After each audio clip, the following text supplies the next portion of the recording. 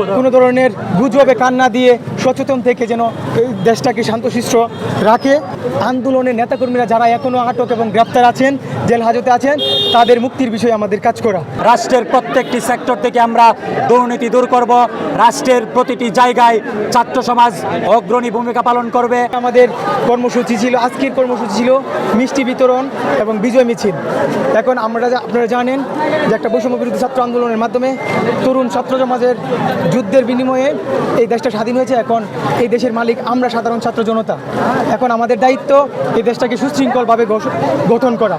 তো সেক্ষেত্রে আমরা কিছু কাজ নির্ধারণ করেছি যে এদেশের ট্রাফিক সিস্টেম নিয়ে ছাত্র সমাজ কাজ করবে।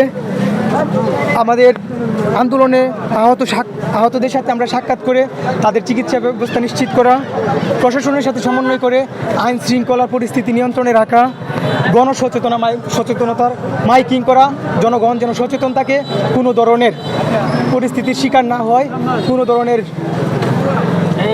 কোনো ধরনের গুজবে কান না দিয়ে সচেতন থেকে যেন এই দেশটাকে শান্তশিষ্ট রাখে। তারপর হচ্ছে আন্দোলনের নেতাকর্মীরা যারা এখনও আটক এবং গ্রেপ্তার আছেন, জেল হাজতে আছেন, তাদের মুক্তির বিষয়ে আমাদের কাজ করা। প্রিয় দেশবাসী, আপনারা জানেন বৈষম্য বিরোধী ছাত্র আন্দোলন কিশোরগঞ্জ জেলা শাখা এবং সারা বাংলাদেশের ছাত্র সমাজের নেতৃত্বে স্বৈরাচার হাসিনা সরকারের হাত থেকে আমরা বাংলাদেশকে নতুন করে স্বাধীন করেছি। এরই জন্য আমরা আজকে মিষ্টি বিতরণ উৎসব পালন করছি কিশোরগঞ্জের আপামর ছাত্র জনতা সহ সর্বস্তরের জনগণকে নিয়ে। আমরা বলতে চাই, লাখো শহীদের রক্তের বিনিময়ে ৭১ সালে দেশ স্বাধীন করেছি। আবারও ২০২৪ সালে আমাদের হাজার হাজার ছাত্র ভাই সাধারণ মানুষের রক্তের বিনিময়ে বৈষম্যহীন বাংলাদেশ গড়ার প্রত্যয় নিয়ে নতুন করে বাংলাদেশ স্বাধীন করেছি।